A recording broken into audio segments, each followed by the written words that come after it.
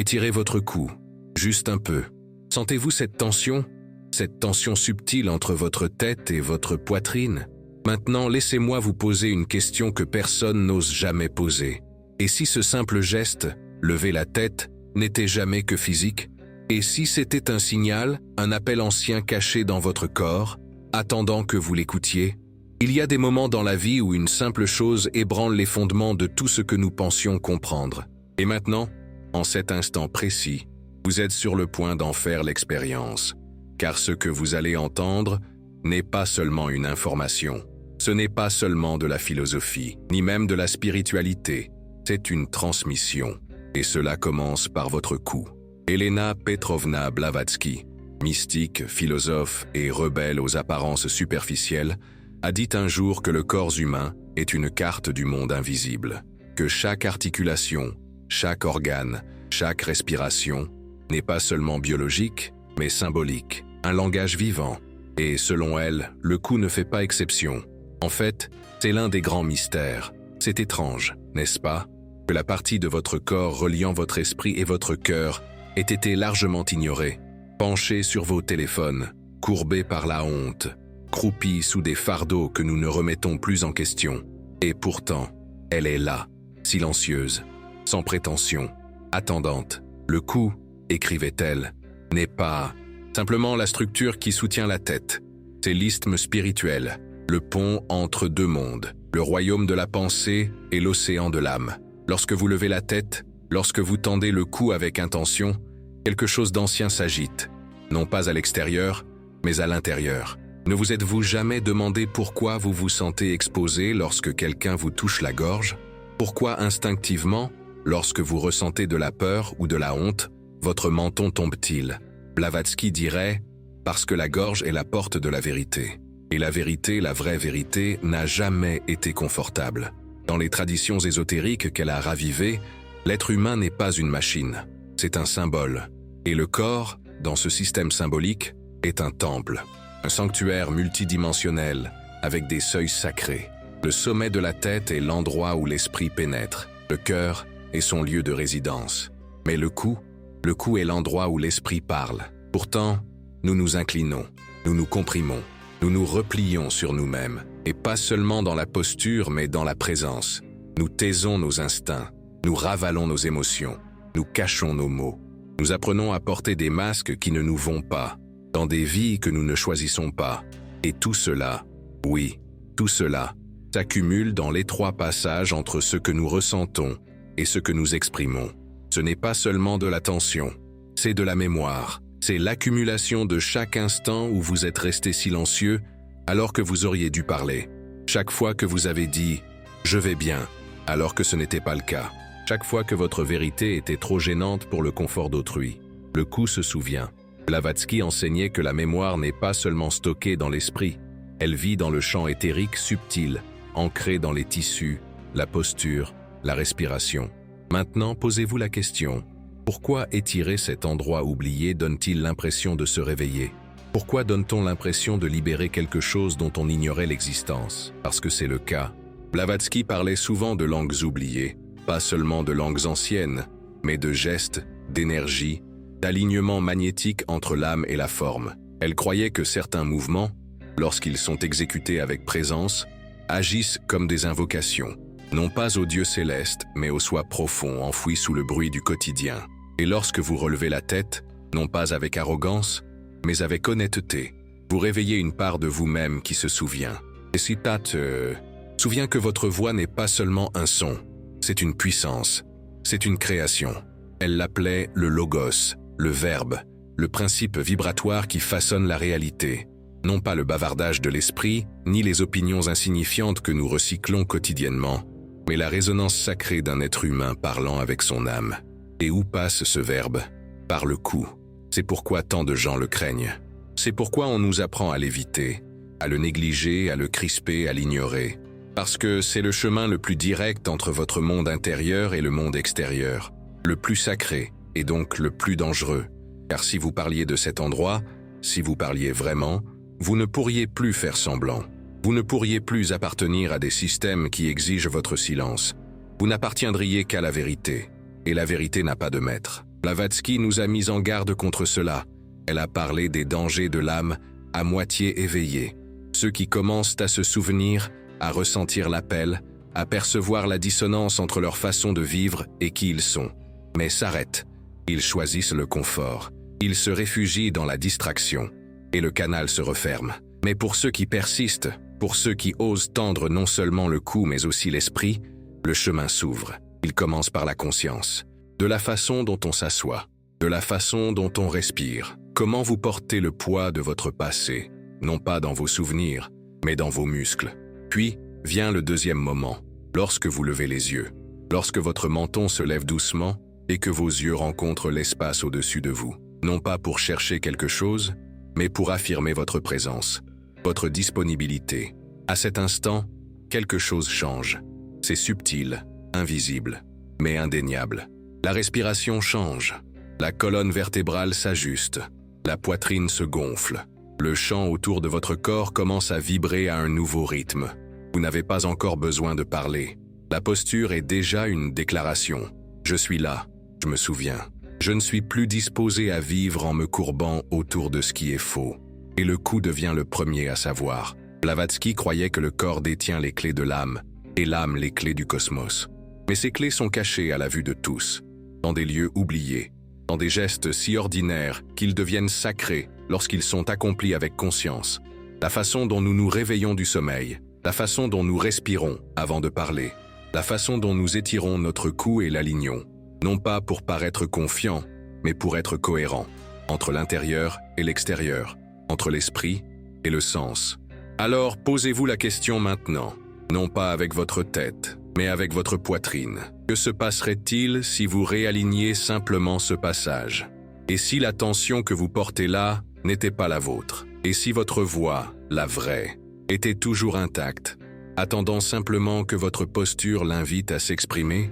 Le voyez-vous maintenant? Il ne s'agit pas de muscles, il ne s'agit pas de s'étirer pour se sentir mieux. Il s'agit de se rappeler que vous n'avez jamais été destiné à vivre comprimé. Il s'agit de redevenir vertical. Vous n'êtes pas un accident de l'évolution, vous êtes un messager. Mais aucun message ne peut passer si le canal est bloqué. Alors étirez votre cou, pas seulement vers l'extérieur mais vers le haut.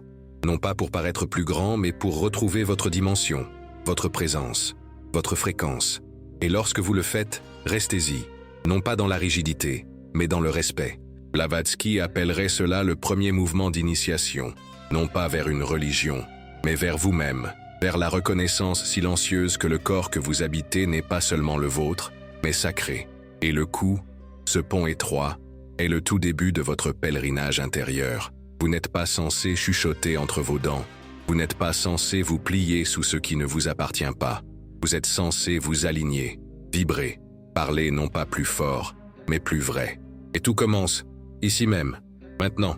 Immobilité, présence, et un souffle qui en dit plus que les mots ne le pourraient jamais. Mais, et si cet alignement n'était que la première clé? Et si ce geste silencieux ouvrait une porte dont vous ignoriez l'existence? Et si derrière cette porte se trouvait non seulement votre voix, mais aussi votre raison d'être? Que se passe-t-il lorsque le canal se libère et que l'âme commence à parler? Êtes-vous prêt à écouter? Car la suite de ce voyage ne demandera pas de mots. Elle demandera l'abandon. Et cela change tout. Si le corps humain est un temple, alors le cou en est le passage secret, un corridor silencieux entre le visible et l'invisible. Elena Blavatsky a écrit que le corps recèle des symboles plus anciens que le langage, et que ces symboles étaient autrefois lus aussi clairement que n'importe quelle écriture sacrée. Dans l'Antiquité, ceux qui suivaient le chemin de la sagesse ne cherchaient pas la connaissance uniquement dans les livres. Ils observaient les étoiles, les os, le vent et le corps. Et parmi les symboles du corps les plus négligés, figurait le cou, non pas par manque d'importance, mais parce que sa signification était protégée. Dans les écoles de mystère d'Égypte, les prêtres portèrent des colliers non seulement comme décoration, mais comme des talismans qui protégeaient la ligne entre la tête et le cœur. C'étaient les housseks, des ornements sacrés censés maintenir l'équilibre entre la raison terrestre et le sentiment divin. Le cou, croyait-il, était le lieu par lequel l'âme passait lorsqu'elle avait besoin de parler. Il était donc orné, vénéré, protégé. Il savait que pour contrôler la voix, il fallait contrôler le passage. Il savait aussi quelque chose que nous avons oublié. Lorsque le cou se ferme, l'âme ne peut exprimer toute sa lumière. Dans votre vie, vous avez probablement ressenti cela sans jamais le nommer. Pensez à la dernière fois où vous avez retenu quelque chose. Une vérité, une larme, un cri. Où était-il? Probablement là, entre votre gorge et votre poitrine. Vous l'avez ravalé, vous avez ajusté votre posture, vous avez souri. Mais quelque chose est resté prisonnier. Ce poids n'a pas disparu. Il s'est déplacé vers l'intérieur, trouvant refuge dans les tissus mous et vulnérables de votre cou. Et avec le temps, il est devenu tension, pression, silence. Blavatsky enseignait que le silence, au sens spirituel du terme, n'est pas toujours sacré. Parfois, c'est une prison. Lorsque nous retenons la vérité, non par sagesse mais par peur, nous bloquons le chemin de l'énergie en nous. Nous bloquons le flux entre notre intellect et notre intuition. Et nous commençons à nous sentir déconnectés de nous-mêmes, des autres, du monde. Cette déconnexion se manifeste rarement par des feux d'artifice. Il apparaît dans les petits moments du quotidien, lorsque vous ne trouvez pas les mots justes dans une conversation importante, lorsque votre voix tremble dans des situations qui exigent de la clarté, lorsque votre tête veut dire quelque chose, mais que votre cœur se serre. Tel est le message du cou. Il ne crie pas, il murmure. Et si vous avez déjà eu la gorge nouée avant de parler, ou senti vos épaules se soulever de tension en essayant d'être honnête, vous avez déjà entendu ce murmure. Vous n'en aviez simplement pas compris le sens. En Inde, les traditions yogiques plaçaient un centre sacré à la base de la gorge, Vishuddha, le 5e chakra. Son nom signifie « particulièrement pur » et il régit la communication, la vérité et l'expression. Lorsqu'il est ouvert, il vous permet de parler depuis votre centre, non pas pour impressionner ni pour plaire, mais pour transmettre la vibration de qui vous êtes. Lorsqu'il est bloqué, il déforme. Vous parlez, mais cela ne passe pas. Vous expliquez, mais vous n'êtes pas compris. Vous parlez fort, mais vous n'êtes pas entendu. Ce déséquilibre est courant, non pas parce que les gens sont malhonnêtes, mais parce qu'ils ont peur. Peur d'être trop ou pas assez. Peur d'être mal compris. Alors, on s'adapte. On parle plus doucement qu'on ne le pense. On adapte nos mots à la situation. On se trahit par petites touches polies, encore et encore, jusqu'à ce que la voix qui s'élève ne nous ressemble plus du tout. Blavatsky mettait en garde contre la perte d'authenticité. Pour elle, le voyage de l'âme n'était pas une question de perfection, mais de souvenir. Et le souvenir commence toujours par un réalignement, non pas des idées, mais des énergies. Elle enseignait que chaque partie du corps porte un écho du cosmos. Et lorsque nous commençons à réaligner ces échos avec la conscience, l'âme redevient audible. Ni forte, ni dramatique, juste vraie. Pensez-y la prochaine fois que vous élèverez la voix pour parler. S'élève-t-elle par un canal ouvert ou surmonte-t-elle la résistance? Est-elle façonnée par votre vérité ou filtrée par votre peur? Ce n'est pas abstrait. Ce n'est pas de la philosophie d'admirer de loin. On le ressent chaque fois qu'on dit « oui » en pensant « non ». Chaque fois qu'on retient sa respiration lors d'un conflit. Chaque fois qu'on quitte une conversation et qu'on réalise qu'on a laissé sa véritable voix derrière soi. C'est votre cou qui parle. C'est la tension spirituelle dont parlait Blavatsky. Le fossé entre l'âme et la forme, entre la connaissance et l'expression. C'est pourquoi les anciens n'ignoraient pas le cou. Ils concevaient des rituels pour le protéger, le purifier, le dynamiser. Ils portaient des symboles par-dessus. Ils prononçaient des paroles sacrées à travers lui. Ils le maintenaient aligné, car ils savaient ce qu'on nous a fait oublier. Le cou est le pont entre l'esprit sacré et le cœur sacré. Et lorsque ce pont est brisé, quelque chose en nous se fissure. Avez-vous remarqué comment les gens marchent lorsqu'ils sont perdus dans leurs pensées, la tête en avant, le cou comprimé, ou lorsqu'ils ont honte, les épaules rentrées, le menton rentré. Le corps dit la vérité même quand la bouche ne le dit pas. Et il nous le dit, quelque chose ne coule pas. Mais quand quelqu'un marche dans la vérité, non pas avec arrogance, ni avec performance, mais avec vérité, on la voit. Sa colonne vertébrale est alignée, sa tête est haute, sa poitrine est ouverte, sa voix est posée. Ce n'est pas une question de posture, c'est une question de cohérence. Elena Blavatsky croyait que la cohérence était la clé de l'initiation. Pour parcourir le chemin de l'âme, l'intérieur et l'extérieur doivent dire la même chose. Et cela commence par le cou. Alors posez-vous maintenant la question, non pas avec jugement, mais avec curiosité. Que dit votre cou de vous? Porte-t-il le poids de vérités non dites, de peurs inexprimées? Ou est-il léger, ouvert, aligné? La prochaine fois que vous vous surprendrez à parler, arrêtez-vous un instant. Sentez votre gorge. Écoutez votre corps. Ne vous précipitez pas. Ne performez pas. Laissez les mots surgir non pas de votre seul esprit, mais de l'union de tout ce que vous êtes. Vous n'avez pas besoin de tout expliquer. Vous n'avez pas besoin de convaincre qui que ce soit. Mais vous devez être authentique. Et la vraie parole ne commence pas par la bouche. Elle commence par le souffle, par la présence, par l'alignement du cou. Un canal clair entre l'invisible et l'exprimé.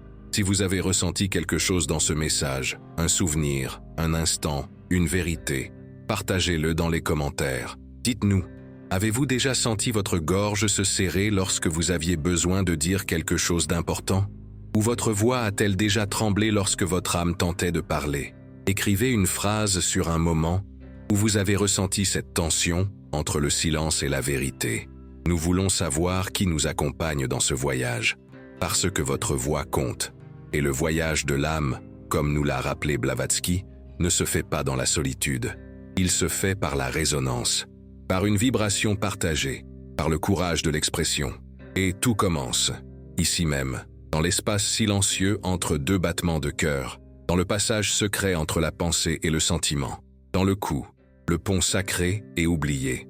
La question est, êtes-vous prêt à le franchir? Et si votre voix n'était pas seulement un son mais un seuil? Et si chaque fois que vous parlez, votre âme tentait de franchir ce seuil, mais la plupart du temps, elle n'y parvenait pas, parce que la porte n'était pas ouverte, parce que le chemin n'était pas clair, parce que votre cou, ce pont fragile entre la pensée et le sentiment, avait oublié comment transmettre la vérité sans distorsion. Elena Blavatsky croyait que la plupart des souffrances humaines ne sont pas causées par ce que nous vivons, mais par la déconnexion entre ce que nous ressentons et ce que nous exprimons. Selon elle, l'individu moderne n'est pas perdu parce qu'il ne sait pas, mais parce qu'il ne peut pas exprimer ce qu'il sait intérieurement. Il existe une fracture entre la clarté intérieure et la communication extérieure, et le cou est le siège de cette fracture. Réfléchissez-y. À quand remonte la dernière fois où vous avez senti votre corps résister à votre propre vérité? Votre esprit savait quoi dire, mais votre gorge se serrait. Votre cœur battait plus vite, mais votre bouche restait close. L'énergie montait, puis s'arrêtait. Pourquoi? Pourquoi l'endroit même qui est censé porter votre essence devient-il celui qui l'arrête? Nous supposons souvent que c'est d'ordre émotionnel ou psychologique. Mais Blavatsky dirait, c'est spirituel. Elle enseignait que chaque partie du corps est aussi une porte énergétique, et le cou en détient une particulièrement puissante. C'est la porte du logos, le verbe, non seulement en termes de langage, mais aussi de vibration. Ce que vous dites, ou ne dites pas, modifie votre champ énergétique. Chaque vérité cachée crée des interférences. Chaque mensonge proféré déforme votre résonance personnelle. Et cette résonance n'est pas poétique, elle est réelle. Elle affecte la façon dont vous êtes perçu, dont vous bougez, dont vous vous manifestez. Pourquoi certaines personnes entrent-elles dans une pièce et tout change, avant même qu'elles ne parlent? Pourquoi d'autres, même lorsqu'elles parlent sans fin, se sentent-elles invisibles? La réponse se trouverait-elle dans cet alignement caché entre l'esprit et le son? Il existe un langage oublié dans notre façon de nous tenir. Et le cou, à la fois structure et symbole, révèle plus que nous ne le pensons. Blavatsky appelait la forme humaine un véhicule d'expression de la monade divine, l'étincelle la plus pure de la conscience. Mais cette étincelle ne peut agir seule, elle a besoin de canaux. Et l'une des plus essentielles est la ligne verticale entre la tête et le cœur. L'esprit conçoit, le cœur perçoit, mais le cou transmet. Que se passe-t-il lorsque ce système de transmission est bloqué? Blavatsky a averti que la distorsion commence subtilement, par la normalisation de la malhonnêteté. Pas seulement les mensonges sociaux, mais aussi les mensonges intérieurs. Combien de fois faisons-nous semblant d'être d'accord alors que ce n'est pas le cas? Combien de fois rions-nous alors que nous avons envie de pleurer? Ou restons-nous silencieux alors que notre intuition nous crie dessus? Ces petits dénis de vérité se comprimant avec le temps. Le cou se tend, la voix s'amincit. Nous commençons à faire écho aux attentes des autres, au lieu de faire écho à notre propre sagesse. On le ressent chez les gens. Certains parlent magnifiquement, mais rien dans leur corps ne soutient leurs paroles. D'autres parlent peu, mais leur présence en dit long. Pourquoi? Parce que ces derniers parlent en accord. Leurs paroles passent par un canal clair. Ils ne cherchent pas à être entendus. Ils sont entendus car il n'y a aucune résistance intérieure. Comment restaurer cette clarté? La réponse ne se trouve pas seulement dans la technique, mais dans l'intention. Blavatsky insistait sur le fait que toute pratique ésotérique doit commencer par une question. Pour quelle raison? Si vous alignez votre cou simplement pour améliorer votre apparence ou pour obtenir l'approbation, l'énergie ne circulera pas. Mais si vous l'alignez pour qu'il devienne un réceptacle plus fidèle de votre propre esprit, le courant de votre être tout entier commence à changer. Testons cela. Asseyez-vous un instant. Respirez. Imaginez un fil d'or, non pas au-dessus de vous, mais en vous, partant du centre de votre poitrine et remontant par votre gorge jusqu'au sommet de votre tête. Ce fil n'est pas une image, c'est un souvenir. Vous l'avez déjà ressenti dans des moments de profonde présence, lorsque le temps s'est arrêté et que vous vous êtes senti pleinement vous-même.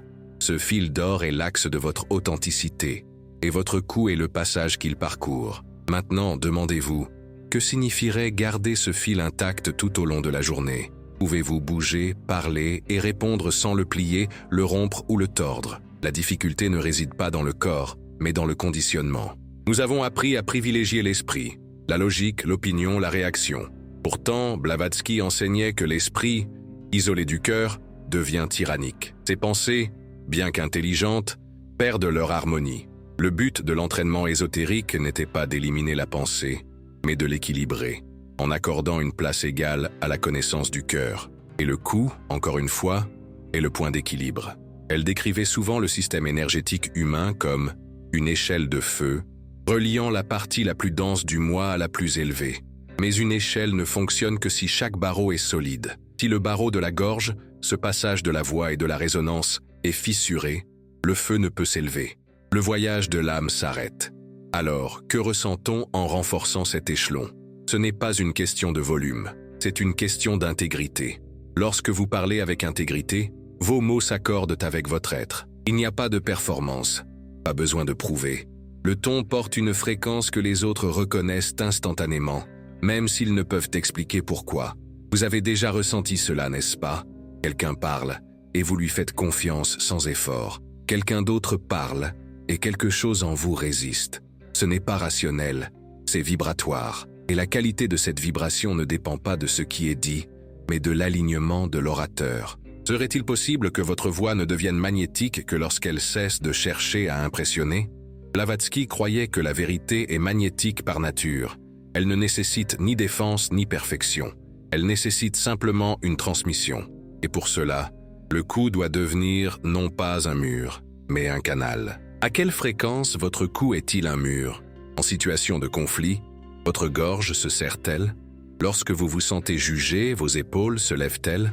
Lorsque vous vous sentez incompris, votre mâchoire se contracte-t-elle? Ce ne sont pas de simples réactions, ce sont des messages, des signaux de votre corps énergétique indiquant que la transmission est bloquée.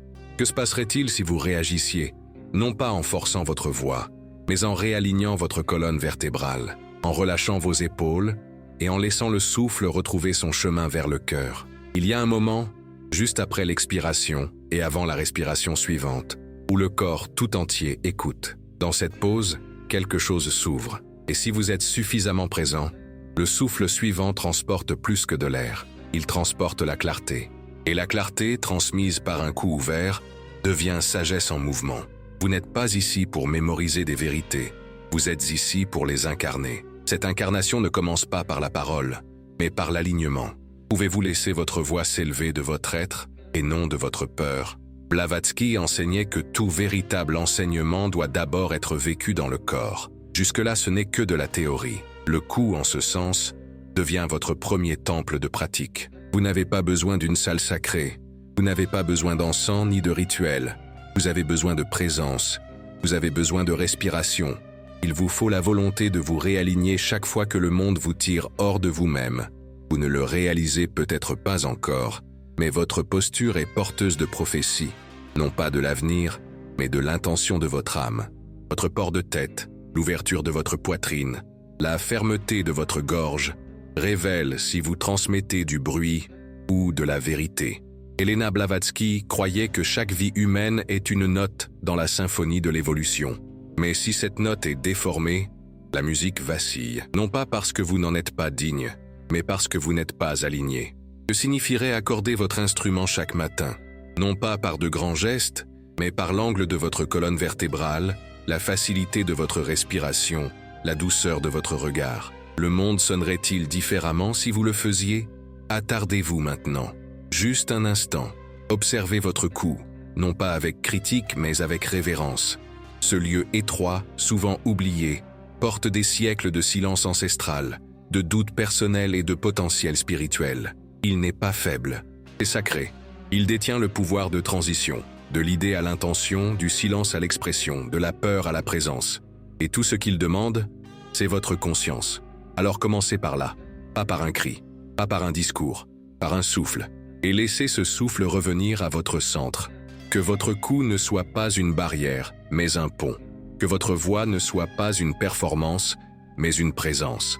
Et laissez votre vérité s'élever, non pas pour être approuvée, mais pour être libérée. Car une fois le canal ouvert, l'âme parlera. Et une fois qu'elle parlera, le monde commencera à se souvenir. La plupart des gens ne pensent jamais à leur glande thyroïde. Cachée au fond de la gorge, elle fonctionne silencieusement, régulant les hormones, la température corporelle et le métabolisme. Et dans les traditions anciennes, cette petite glande en forme de papillon n'a jamais été considérée comme une simple machine biologique. En anatomie ésotérique, elle était connue sous le nom de glande du temps.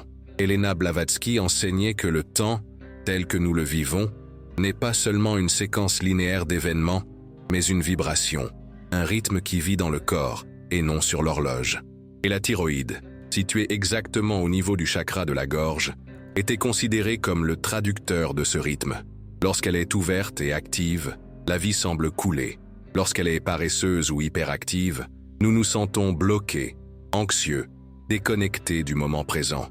Des études montrent que le dysfonctionnement thyroïdien est l'une des affections les plus sous-diagnostiquées au monde. Des millions de personnes parcourent la Terre fatiguées, embrumées, émotionnellement instables, voire chroniquement froides, sans savoir que la source se trouve dans leur gorge.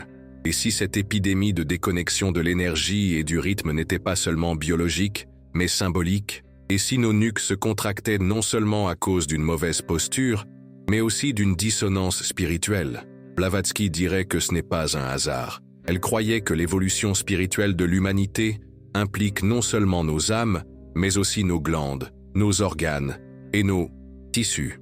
À mesure que la conscience s'élève, le corps doit être réajusté. Et la thyroïde, qui régule notre métabolisme énergétique, tant physique que subtil, est l'une des premières portes à être réajustée. Les anciens le savaient. C'est pourquoi les yogis pratiquaient des asanas en levant la tête, les moines chantaient à voix haute, et les chamans utilisaient le son comme remède. Ils ne se contentaient pas d'exercer leur voix. Ils harmonisaient le rythme de leur être tout entier. Que se passe-t-il lorsque votre rythme est décalé? Vous avez l'impression d'être en retard dans votre propre vie.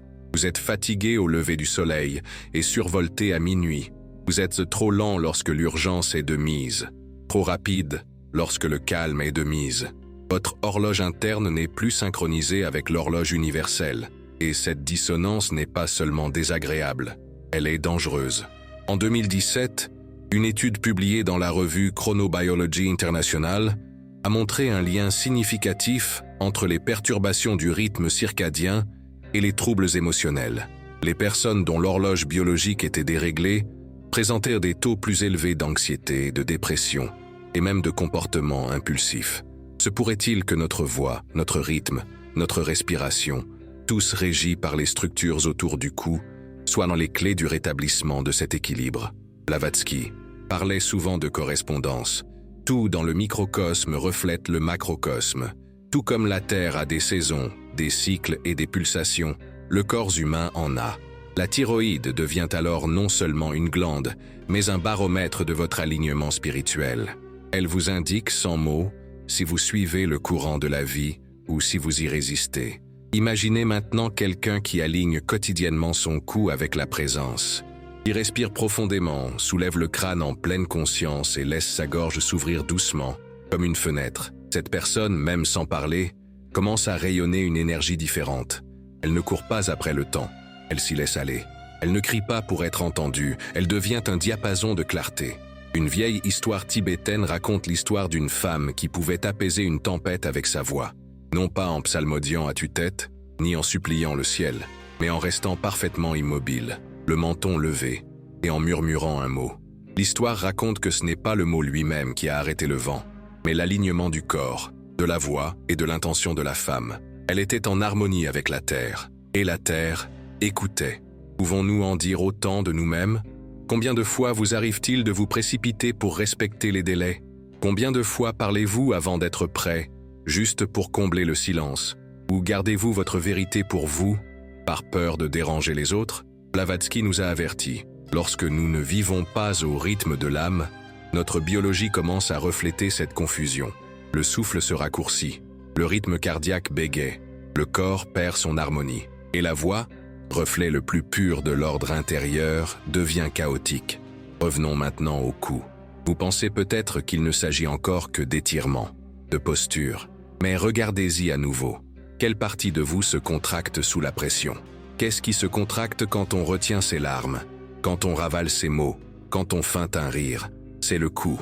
Il ne s'agit pas seulement d'une tension physique, c'est une congestion spirituelle. Et chaque jour où vous ne la libérez pas, il devient plus difficile d'entendre votre âme. La solution n'est pas dramatique, elle est quotidienne, de petits ajustements. Un léger mouvement du menton lorsque la honte vous assaille, une respiration avant de parler, pour laisser vos mots s'exprimer avec calme plutôt que par réactivité. Un moment d'immobilité avant de réagir, pour permettre au silence de réorganiser votre système nerveux. Le véritable alignement n'est pas théâtral, il est sacré et silencieux. Comme placer une pierre au centre d'un étang et regarder les ondulations réorganiser l'eau. Le corps écoute, l'esprit s'apaise, l'énergie change. Blavatsky a dit un jour que les plus grandes initiations se produisent dans le temple du corps, pas dans les pyramides, pas dans les cathédrales, mais ici même, là où votre souffle et vos os portent l'héritage de 1000 vérités oubliées. Et le cou, ce pont étroit, devient le passage de l'initiation. Chaque jour où vous pensez à lever la tête avec dignité, chaque fois que vous adoucissez votre gorge au lieu de la serrer en silence, vous devenez un instrument différent. Vous ne réagissez plus simplement. Vous répondez, par alignement, par présence. Et dans ce changement, quelque chose d'autre commence à s'éveiller. Les gens le remarqueront avant vous. Ils ne comprendront pas ce qui a changé. Ils diront que votre voix sonne différemment, que vous bougez avec plus de calme, que vous vous sentez plus léger. Ce n'est pas de la magie, c'est de la cohérence. Et la cohérence est contagieuse. Et le plus surprenant est peut-être ceci. Vous commencerez à vous sentir plus honnête, non pas parce que vous confessez tout, mais parce que votre corps ne ment plus. Votre façon de tenir la tête, votre façon de respirer, votre façon de marquer une pause avant de parler, tout cela dit la vérité, avant même que les mots ne commencent. Ce n'est pas de la théorie, c'est de l'alchimie. Et cela commence toujours par un simple geste. Alors demain, au réveil, avant de consulter votre téléphone, avant de vous plonger dans le bruit, asseyez-vous, fermez les yeux et étirez légèrement votre cou. Levez le menton comme la première note d'une chanson pas encore chantée. Respirez profondément, comme si votre gorge était creuse, sacrée et résonnait d'un son ancien. Ressentez ce qui change. Vous constaterez peut-être que rien ne se passe au début, ou tout, parce que vous ne faites pas qu'étirer un muscle. Vous invitez l'âme à parler à nouveau. Nous entrons dans une ère de l'évolution humaine où le silence n'est plus neutre, où le corps dit la vérité ou transmet la confusion. On ne peut pas simuler la fréquence, et le cou est la porte qui détermine ce qui passe et ce qui ne passe pas. Alors, utilisez-le bien, utilisez-le doucement, utilisez-le comme une cloche, attendant le bon moment pour sonner. Laissez-la sonner.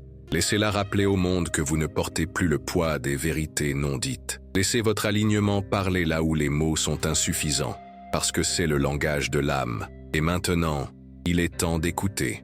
Il y a une histoire d'Europe du Nord, presque oubliée, d'un guérisseur forestier qui vivait au bord d'une montagne. Les gens venaient de jour non pas pour ses herbes, mais pour son silence. On a dit qu'elle pouvait changer la maladie d'une personne simplement en les regardant. Ce qu'ils ne savaient pas, c'est qu'elle écouterait leur voix, pas leurs mots. Elle fermerait les yeux, étirait son cou, respire profondément et entendait l'endroit où la voix craquait. C'était, croyait-elle, la vraie maladie. Pas dans le foie ou les poumons, mais dans le blocage entre le cœur et la gorge. Et elle avait plus raison qu'elle ne se trompait. Elena Blavatsky croyait la même chose.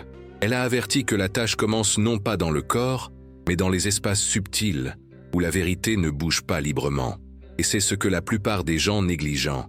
Cette guérison ne commence pas par des pilules, mais par l'alignement. Et l'alignement commence avec le cou.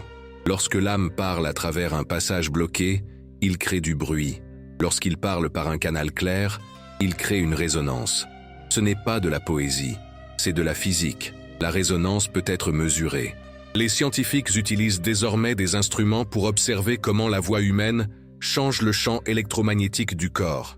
Lorsque quelqu'un parle de cohérence, sa fréquence cardiaque se synchronise avec son souffle. Leur voix devient plus fluide, plus rythmique. Ces écoutes commencent à montrer des modèles similaires dans leur propre physiologie. Ce n'est pas une métaphore, c'est le miroir. Ainsi, la façon dont vous parlez, la façon dont vous respirez, la façon dont votre cou permet de passer des vibrations. Tout est un miroir, à vous-même, à d'autres, à l'invisible. Plus vous êtes aligné, plus votre présence guérit. Pas avec effort, mais avec la fréquence. Et c'est peut-être ce que les mystiques ont toujours su. Très bien, avant de devenir éclairé, vous devez vous aligner. Alors maintenant, prenez un souffle de plus. Sentez votre cou comme le centre de ce souffle. Pas un tunnel, pas un mur, mais un pont. Et le traverser. Pas avec peur, mais avec révérence. Il y a des endroits dans le corps qui passent inaperçus pendant des années, même les décennies. Ils existent en arrière-plan, servant silencieusement, en tenant du poids, canalisant la vie. Le cou est l'un de ces endroits. Un passage étroit, souvent oublié, mais constamment actif. Il porte des mots, une respiration, une tension, des souvenirs et des vérités tacites. Et maintenant, vous savez, c'est plus qu'une anatomie, c'est un pont spirituel. Elena Blavatsky croyait que rien dans le corps humain n'était aléatoire, que ce que nous négligeons à l'extérieur reflète souvent ce que nous avons abandonné en interne. Elle a qualifié le corps de géographie sacrée, chaque partie d'une passerelle vers une compréhension plus profonde. Le cou, à son avis, était l'une des plus puissantes de ces passerelles, parce qu'à travers lui, l'âme tente de devenir saine. Tout au long de ce voyage, nous avons découvert des couches de cette vérité. Des symboles anciens aux voix énergiques, des études scientifiques aux rituels oubliés. Nous avons vu à quel point l'alignement n'est pas seul la posture, c'est l'intégrité, la cohérence entre la pensée, l'émotion et l'expression. Et à quelle fréquence cette cohérence est perdue dans la pression pour performer, pour s'adapter, pour survivre. Mais la connaissance elle-même n'est pas la transformation. La transformation commence maintenant, avec vous. Cela commence lorsque vous cessez de voir votre cou comme quelque chose de passif et commencez à l'honorer comme un instrument de vérité. Cela commence lorsque vous choisissez, consciemment et cohérente, de laisser votre corps porter le message de votre âme.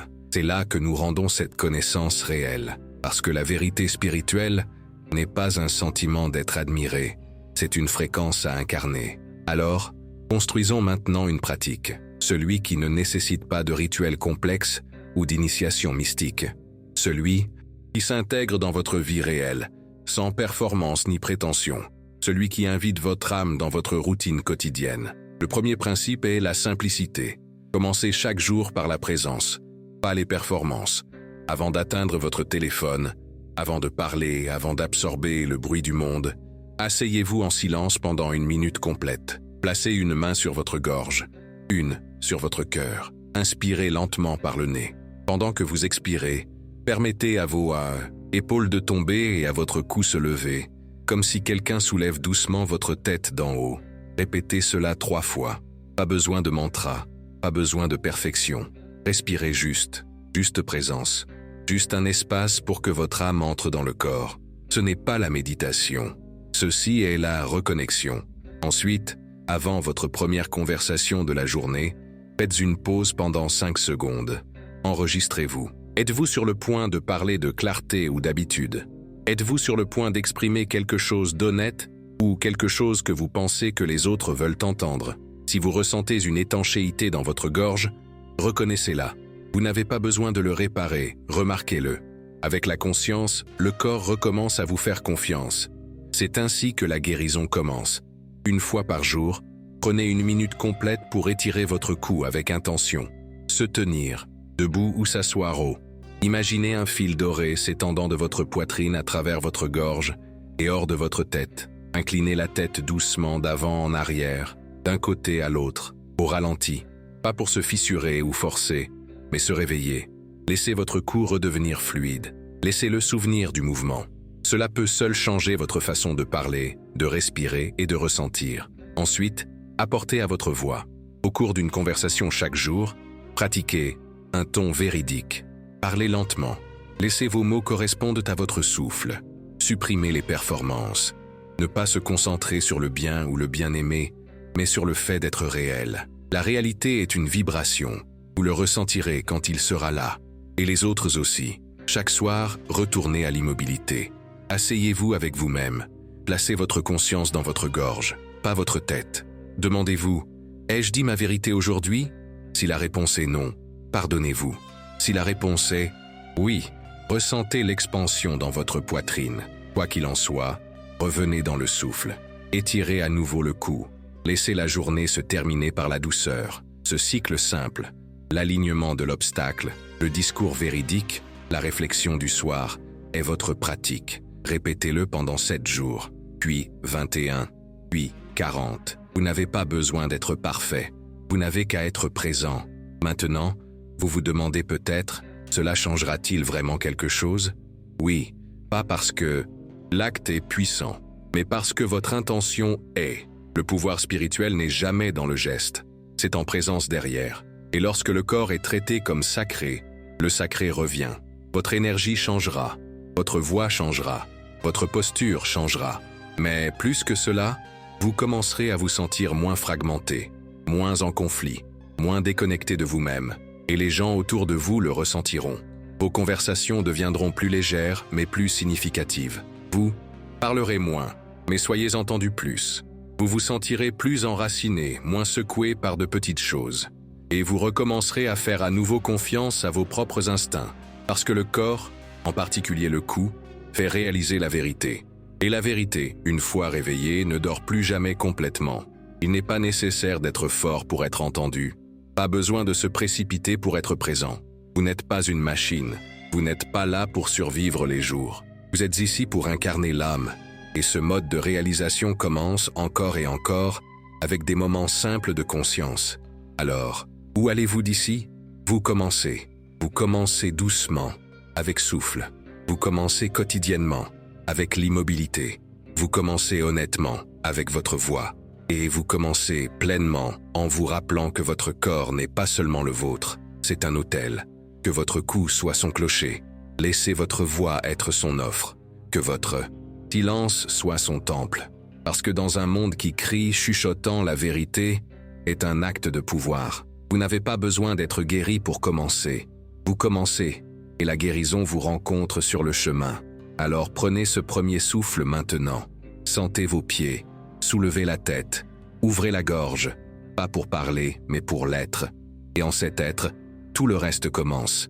Maintenant, je veux vous inviter à faire quelque chose de petit, mais profondément significatif. Si quelque chose dans ce message vous a touché, si un moment de ce voyage reflétait quelque chose que vous avez ressenti, ou craint, ou caché, faites-le nous savoir dans les commentaires. Vous pouvez écrire de manière anonyme si vous préférez. Vous n'avez pas besoin de partager votre histoire complète, juste une phrase, un mot, une question. Tout ce qui marque le début de votre propre voix qui monte à nouveau. Il ne s'agit pas d'être vu, il s'agit d'être réel. Et si vous ne l'avez pas encore fait, envisagez de vous abonner à cette chaîne. Cela nous aide à continuer à créer du contenu qui va au-delà du bruit, un contenu qui parle de l'âme. Cliquez sur le bouton « Like » si cette vidéo résonnait avec vous. Et partagez-le avec quelqu'un qui peut tenir trop dans sa gorge. Quelqu'un qui a besoin de se souvenir du son de sa propre vérité. Parce que plus nous nous souvenons, plus nous réalignons. Et plus nous réalignons, plus le monde commence à changer. Une voix à la fois, en commençant par le vôtre.